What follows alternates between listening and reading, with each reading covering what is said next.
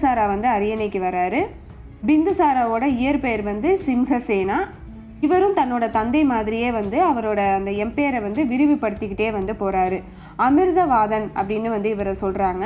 ஏன் வந்து இப்படி அமிர்தவாதன் அப்படின்னு சொல்கிறாங்கன்னா, இதுக்கு க்ரீக்கில் வந்து என்ன அர்த்தம் அப்படின்னாக்கா, எதிரிகளை அழிப்பவன் அப்படிங்கிறது தான் இதுக்கு வந்து அர்த்தம். பிந்துசாரா வந்து மைசூர் வரைக்குமே வந்து படையெடுத்து செல்கிறாரு. தர்காணத்தை வென்று 2 கடல்களுக்கு நடுவில் 16 நாடுகளை வந்து கைப்பற்றுறாரு.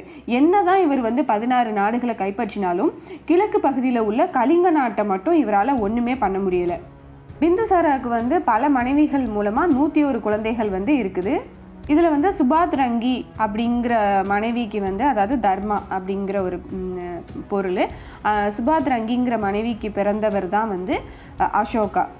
இது வந்து எதில் இருக்குது அப்படின்னாக்கா, புத்த சமய குறிப்புகள் வந்து இதை வந்து சொல்லுது. பிந்துசாரா